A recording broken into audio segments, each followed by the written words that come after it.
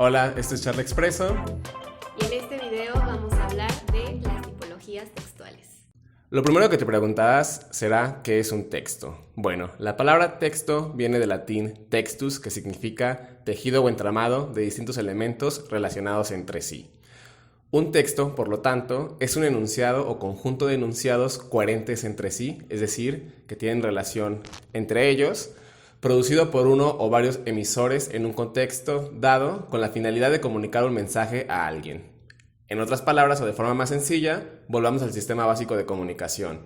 Hay un emisor que teje o forma un conjunto de enunciados coherentes entre sí, un texto, es decir, el mensaje, y dicho texto lo construye para alguien, para un receptor, para que sea leído y comprendido.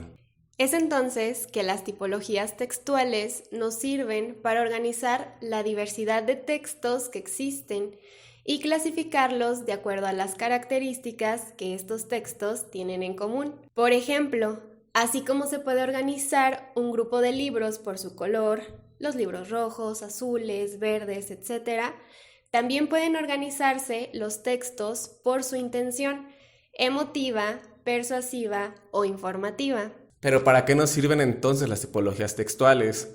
Las clasificaciones nos ayudan a reconocer las características particulares de cada texto. Por ejemplo, la manera en que está organizada y escrita una carta a un amigo será diferente a la manera en la que redactamos un informe científico. Una tipología textual nos permite determinar la mejor manera de comunicar un mensaje de acuerdo a una situación dada. Por tanto, aprender sobre los diversos tipos de textos nos ayudará a ser críticos cuando leamos un texto al reconocer sus características, así como nos servirá para poder producir textos de forma efectiva. Es entonces que una manera de clasificar los diferentes tipos de texto es mediante la intención comunicativa.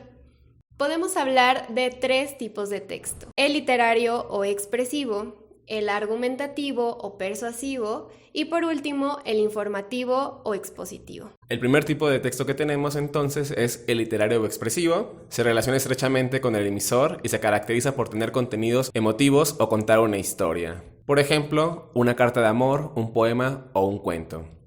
¿A quién fue la última persona a la que le escribiste una carta de amor? Tenemos el texto argumentativo o persuasivo, se orienta hacia el receptor o la segunda persona y su intención es la de convencer sobre algo o motivar a la otra persona a la acción.